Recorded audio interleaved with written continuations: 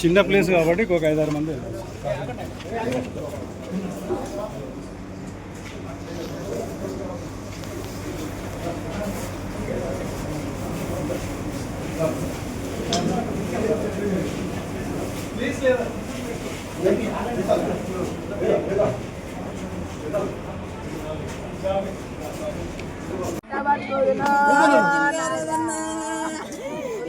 పక్కన తిరిగి రాదన్ను ఎక్కడున్న మా అన్న పక్కనే ఉంటాడు, పక్కనే ఉంటాడు.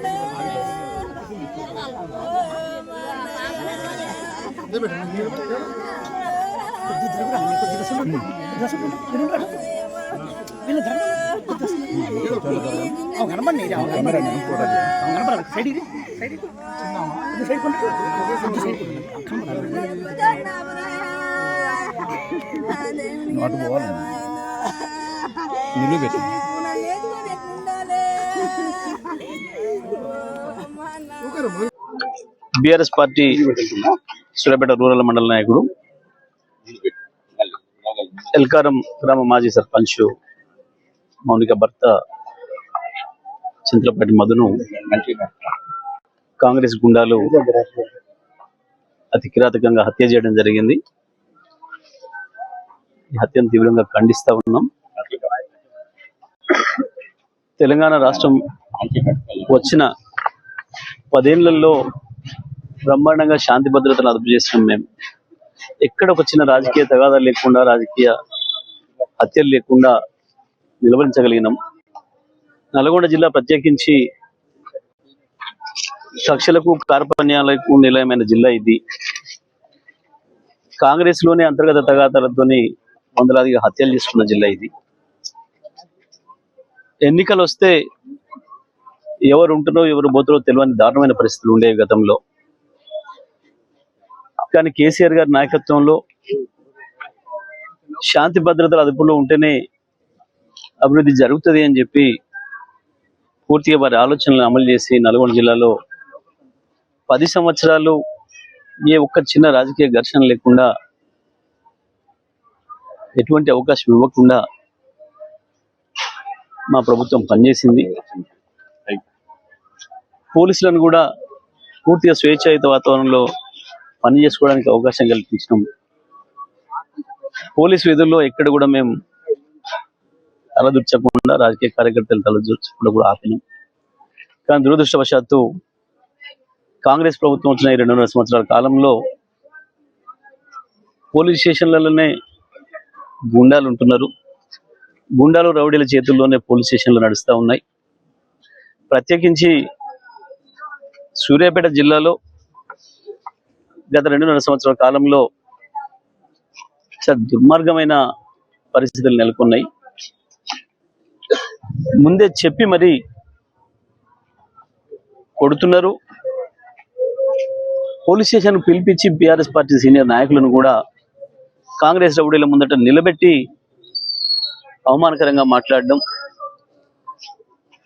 లేదు, మీరు కాంగ్రెస్ లో చేరితేనే మీరు ఉంటారు, కాంగ్రెస్ లో చేరితేనే మీరు పోలీస్ స్టేషన్కి అడుగు పెట్టాలి అని చెప్పి ప్రజా సమస్యల మీద పోయిన మా సర్పంచ్లను కూడా, మా ప్రతినిధులను, ప్రజాప్రతినిధులను, పార్టీ ప్రతినిధులను కూడా తీవ్రమైన అవమానాలు చేస్తూ ఉన్నారు.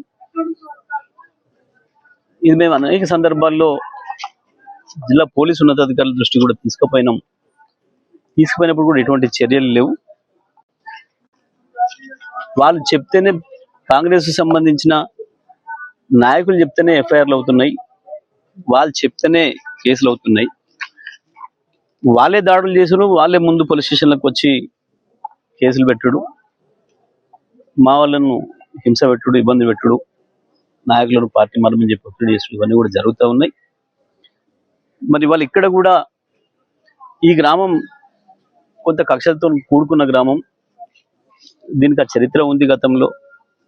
గతంలో కూడా మా మాజీ సర్పంచ్ వెంకన్నను హత్య చేసారు ఇదే కాంగ్రెస్ గుండాలు. ఆ రోజు నేను చాలా స్పష్టంగా చెప్పి మా కార్యకర్తలకు అందరు కూడా ఎవరు కూడా ఉద్రేకానికి లోనవ్వకుండా వాళ్ళకి శిక్ష పడేటట్టు చేస్తే తప్పకుండా మీరెవరు కూడా కొట్లాటలకు పోవద్దు, తగాదాలకు పోవద్దు, చట్ట ప్రకారమే నడుచుకుందామని చెప్పినాం. మా వాళ్ళు కూడా అదే పద్ధతిలో ఉన్నారు. ఒక కేసు కూడా ఈ 10 ఏళ్లలో మళ్ళీ కొత్తగా నమోదు కాలేదు, ఆ హత్య తప్ప. ఇవాళ ఆ కేసు ట్రయల్ నడుస్తూ ఉంది, సాక్ష్యాలు నడుస్తూ ఉన్నాయి. ఈ సందర్భంలో మధుతో పాటు మా ఇతర నాయకులను కూడా కాంగ్రెస్ గుండాలు భయపెట్టించడం ప్రారంభం చేసిండ్రు. సాక్ష్యాలు చెప్తే మిమ్మల్ని అంత చూస్తామని చెప్పి.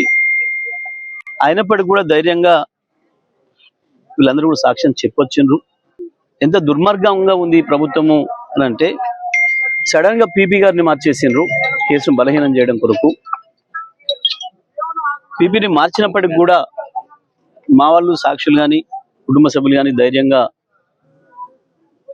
ఎవరికి లొంగకుండా, ఎటువంటి బెదిరింపులకు లొంగకుండా సాక్ష్యాలు చెప్తూనే ఉన్నారు. ఇటువంటి పరిస్థితులలో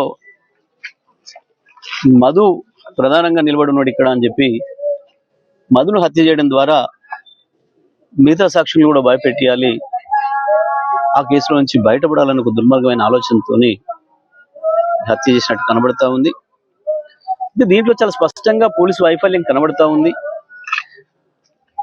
దురదృష్టం ఏంటంటే ఈ చిన్న చిన్న అధికారులను వాళ్ళ పేరు చెప్పడం సరికాదు. నేను తప్పకుండా సందర్భం వచ్చినప్పుడు వాళ్ళపైన చర్య తీసుకుంటాం. కానీ మధును పిలిచి స్వయంగా ఆ స్టేషన్ సంబంధించిన ఎస్ఐ కూడా నువ్వు ఎగిరిపోతావు అని చెప్పి మాట్లాడిండట. నాకు 15 రోజుల క్రితం వచ్చినప్పుడే మధు చెప్పిండు, ఇట్లా నన్ను ఎస్ఐ గారు పిలిచి నువ్వు ఎగిరిపోతావు అని చెప్పి భయపెట్టిస్తున్నాడు నన్ను ఇట్లా అని చెప్పి. ఇప్పుడు నేను చెప్పిన ఎగిరిపోతామని తెలిసినప్పుడు ఆయనదే కదా బాధ్యత, ఎస్ఐదే కదా బాధ్యత, కాపాడాల్సిన బాధ్యత ఆయనదే కదా మరి అనే మాట కూడా చెప్పి, నువ్వు జాగ్రత్తగా ఉండు, కలిసి ఉండండి, ఎక్కడికి వెళ్ళినా ఒంటరిగా వెళ్ళకండి, అవకాశం ఇవ్వకండి ఆ దుర్మార్గులకని కూడా ముందే హెచ్చరించడం. అయినప్పటికీ కూడా దురదృష్టం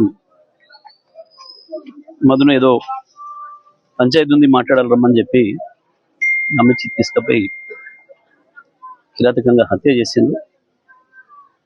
ఈ హత్యకు తప్పకుండా ఇక్కడ కాంగ్రెస్ నాయకులు, తప్పకుండా పోలీస్ అధికారులు కూడా బాధ్యులు అవుతారు. నేను ఇప్పుడే వాళ్ళ మీద మాట్లాడదలుచుకోలేదు. కానీ కేసు ఇన్వెస్టిగేషన్ ఏ రకంగా జరుగుద్దో, వీళ్ళు ఏం చెప్తారో, రేపు రిమాండ్ రిపోర్ట్లలో ఏం చూపిస్తారో, ఎట్లా రిమాండ్ చేస్తారో అన్ని కూడా పరిశీలిస్తా ఉన్నా నేను. కానీ ఒకటి మాత్రం నేను చాలా స్పష్టంగా చెప్పదలుచుకున్నా పోలీస్ అధికారులకి, ఇటువంటి క్రిమినల్ కేసులు 10 ఏళ్ల తర్వాతనైనా మళ్ళీ రీఓపెన్ చేసి బాధ్యులైన అందరి మీద కూడా కేసులు పెట్టి జైలులో పంపిన సందర్భాలు ఉన్నాయి. పోలీస్ అధికారుల మీద కూడా పక్కన కూడా చూస్తా ఉన్నాం. ఐజీ డీజీ స్థాయి అధికారులను కూడా పాత కేసులలో తప్పుడుగా ప్రవర్తిస్తే, చట్టానికి విరుద్ధంగా ప్రవర్తిస్తే, విచారణలో ఏమైనా నిందితులకు అనుకూలంగా ప్రవర్తిస్తే వాళ్ళపైన కూడా కేసులు పెట్టి జైలులో పంపిన సందర్భాన్ని చూసినాం. అది దృష్టిలో పెట్టుకొని విచారణ చేస్తారని భావిస్తున్నాను నేను. ఇప్పటికైనా పోలీస్ అధికారులు ఇక్కడ ఎక్కడ చిన్న అవకాశం ఇవ్వకుండా, ఎటువంటి అనుమానాలకు తావివ్వకుండా, నిజమైన నిందితులు ఎవరో వాళ్ళని పట్టుకొని వాళ్ళకి శిక్ష పడే పద్ధతుల్లో విచారణ కొనసాగాలని చెప్పి నేను కోరుకుంటున్నా. కానీ ఎప్పటికప్పుడు నేను మాత్రం నిమిషం ఈ కేసును చూస్తూనే ఉంటా. ఎక్కడ ఏ అధికారి తప్పు చేసినా మాకు అర్థమవుతుంది స్పష్టంగా. ఆ అధికారి మాత్రం తర్వాత తప్పించుకోలేడనే విషయాన్ని కూడా వాళ్ళు గుర్తుపెట్టుకుంటే మంచిది. పనిచేసేటప్పుడు నిందితులను రక్షించడానికి వెళ్ళి వీళ్ళు జైల్లో పడే పరిస్థితి మాత్రం తెచ్చుకోవద్దు. కొంతమంది అధికారులు బాగా అవినీతికి అలవాటు పడి, వాళ్ళ అవినీతికి ప్రభుత్వం మద్దతు కావాలి, ప్రభుత్వం పెద్దల మద్దతు కావాలని చెప్పి వాళ్ళ దర్బార్లలోకి వెళ్ళి చాలా హీనంగా ప్రవర్తిస్తూ ఉన్నారు.